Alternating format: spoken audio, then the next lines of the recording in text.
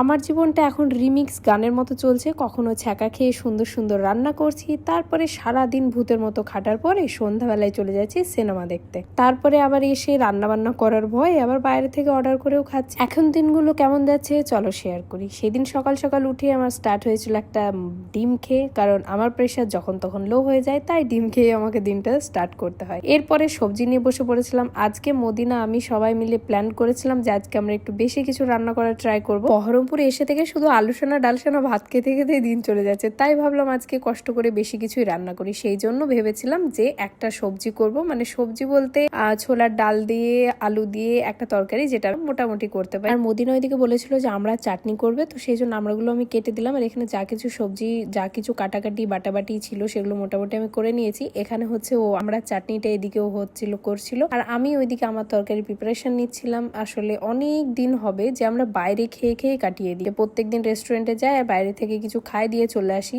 এবার এত আনহেলদি খেয়ে খেয়ে না চোখ মুখের অবস্থাও খারাপ হয়ে যাচ্ছে, শরীরটাও খারাপ করছে। আর আমি রান্না করব কিছু আমার ছ্যাঁকা লাগবে না, সেটা তো হতেই পারে না। এখানে দেখো সবার ফার্স্ট টাইম এখানে ডিমটা ভেজে নিচ্ছি, কারণ ছোলার ডালের সঙ্গে আলু দিয়ে তরকারি করলে তার মধ্যে একটু ডিম ছিটিয়ে দিলে বেশ ভালো লাগে খেতে। দুনিয়াতে এমন একটা কাজও নেই যেটা আমি নর্মাল ভাবে করতে পারি, মানে আমাকে ছ্যাঁকা পোড়া খেতেই হবে। কোনো একটা কাজ করতে গেলে হয় আমার লেগে যায়, রান্না করতে গেলে আমি ছ্যাঁকা খাই, জানি না কেন। মানে এত সাবধানতার সঙ্গে আমি কাজ করব, তাও আমার সঙ্গে এটা হবে। তো তারপরে দেখো এখানে আবার আমার লাগলো, মানে আমার সারাদিন এরকম চলতেই থাকে, আমি জানি না কেন। এই জন্য ব্যাপারগুলো না আমি এখন এনজয় করি। আগে প্রচন্ড কষ্ট হতো, কিন্তু এখন আমার এনজয় করা ছাড়া কোনো কাজ নেই, কারণ আমি যতই সাবধানভাবে চলি না কেন আমার লাগবে। এইদিকে রান্না কমপ্লিট করে আমি চলে গেছিলাম স্নান করতে। আর এখানে মদিনা হচ্ছে তোমাদেরকে রিভিউ দেওয়ার চেষ্টা করছিল। এবার ক্যামেরাটা আমি রেখেছিলাম ব্যাক ক্যামেরা করে ফ্ল্যাশ জ্বালিয়ে, যার জন্য আমার ভিডিওর কোয়ালিটিটা ঠিকঠাক এসেছে, কিন্তু উনি বুঝতে পারেনি যে আমি কিভাবে কি রেখেছি। ও এখানে আমাকে লুকিয়ে লুকিয়ে আমার ফোন নিয়ে ভিডিও করছিল, পিছনে লাইটের কারণে ভিডিওর কোয়ালিটিটা একটু খারাপ হয়ে গেছে। কিন্তু এখানে ও চেক করতে এসেছিল লুকিয়ে লুকিয়ে যে কেমন টেস্ট হয়েছে। তো টেস্ট ওর ভালোই লেগেছিল।